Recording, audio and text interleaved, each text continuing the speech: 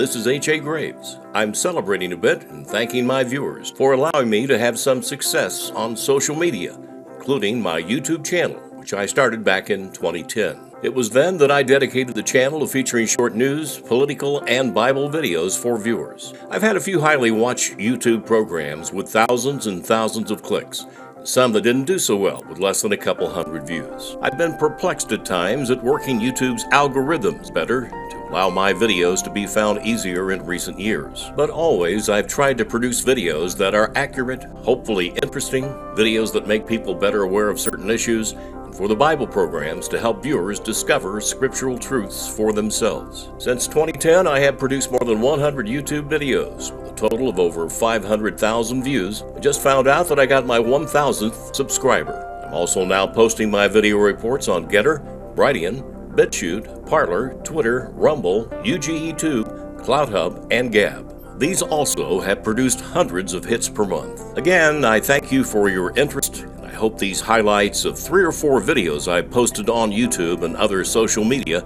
you'll enjoy seeing. I'll begin by showing some clips of a 2018 YouTube video entitled Christianity in China. It's felt by many evangelicals that they are witnessing a new invisible battle over faith in the world's most populous nation. Indeed, Chinese Christians are more and more facing a campaign by the party state to delegitimize them. So what exactly is the state of Christianity in China? While many claim there is general freedom to worship there, others say there is widespread religious persecution. Some mission groups believe that China is such a huge place that whatever you hear may be true in one place but not another. A Bible outreach ministry based in Indianapolis, Indiana, who asked not to be identified, takes a yearly pilgrimage to China in order to try to smuggle in Bibles to the underground church. One of their missionaries recently talked to me about the state of Christianity in China. He said that there is a real hunger in China for the good news of the gospel, and more converts are happening regularly. He also said that this period may turn out to be a short-time window to get churches started and to get more Bibles in. It seems confusing again, but some Christians claim Bibles are now freely available and no new ones are needed in China. Others say there are marked shortages of Bibles. That was back in 2018, looking at the difficulties of practicing your faith in China. Next, here's a video I produced focusing on homeless people in America, also back in 2018. Then there's also the inner cities where you spot homeless people sleeping on benches, sidewalks, and under bridges.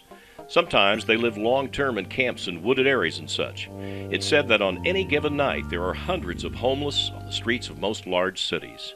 And in warmer climate cities, it probably is in the thousands each day. Can they be helped? Do they want help? It's said that most homeless people are forgotten veterans, drug addicts, people with no family around, and people that have come out of the criminal justice system. Here we try to identify the specific causes of homelessness. Ongoing poverty, loss of work with very little or no savings and unemployment benefits to help out, loss of a home, severe health problems and high medical expenses, domestic violence where the battered women in poverty are forced to choose between abusive relationships and homelessness, mental illness, showing roughly 16% of single homeless adults suffering from some form of severe and persistent mental illness, and addiction disorders to alcohol and drugs. Recently, I hit the streets and talked with some of the homeless and down and outs. Warmer weather for you today. How long you been out here? All morning. How long you been out here? All morning. Have you been here on this corner though a lot, or? Yeah. Okay. You just kind of down on your luck, or? Yeah. I tape these sometimes because I find it very interesting to talk to people. Thank you. Well, stay warm. Try to, yeah. Not too bad our day. A lot better than the last 3 days. Yeah, it has been. Okay, bud. Right, I'll see you again. Right, Thank you very much. God bless you. How are you? God bless you. You all right? Yep. Okay. The practice of asking passing motorists for money is often called flying a sign. It really is a sales pitch to ask for help. In some cities, it is actually a cottage industry. According to Michael Stoops, Director of Community Organizing for the National Coalition for the Homeless, panhandlers remind the American public that not everyone is making it in our society, and that can make them uncomfortable. That discomfort can often translate into animosity. Some cities have actually gotten tougher for where and what the homeless can do. Will the problem ever go away entirely? That's probably not likely. As long as there are caring and generous people walking and motoring by, there will always be people asking for help. I guess we are to be our brother's keeper. If people, including myself, are being scammed, I'll choose to let a higher power figure it all out. Till next time, goodbye from Indiana. My final highlight clips were from a 2021 video named The Jesus People Movement. It captures the essence of the spiritual awakening that occurred on the U.S. West Coast back in the late 1960s and early 70s. The 1960s counterculture included a spiritual dimension that attracted a lot of hippie interest. Besides Christianity, there also was meditation, Eastern religions such as Buddhism and Krishna, and Native American spirituality. But as the Summer of Love grew in numbers, a number of problems surfaced, such as overcrowding, crime, sexually transmitted diseases, bad drug trips, and severe poverty. As many hippies became disillusioned, an opening was created for hippie Jesus-freak evangelists, urging people to follow Jesus Christ and forsake drugs and promiscuous sex. One of those key in growing the Jesus People movement was Ted Wise. He was a sailmaker who in 1965 was saved after one of his reoccurring LSD trips. Wise and his wife Elizabeth and several other hippie couples began to attend a local Baptist church in San Francisco. The look and non-conforming ways of these new believers antagonized many members of the church, keeping their long hair, eccentric fashion, and showing a dissatisfaction with middle-class Christianity. The group persevered.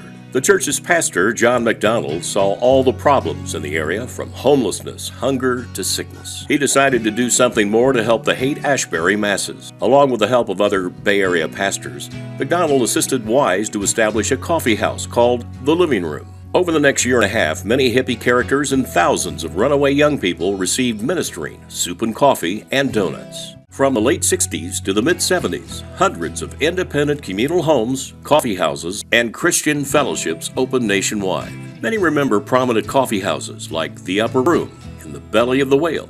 Underground Jesus Papers were very popular in Los Angeles and Chicago. In California, Jesus People had countless ocean baptisms, with thousands of enthusiastic teenagers being plunged beneath the waves. Young people were attracted to the movement through the use of folk, pop, and rock music. Whether using simple choruses in small groups, listening to guitar-strumming artists in coffee houses, or sponsoring full-blown Christian rock concerts and music festivals, music was a central part of Jesus People life.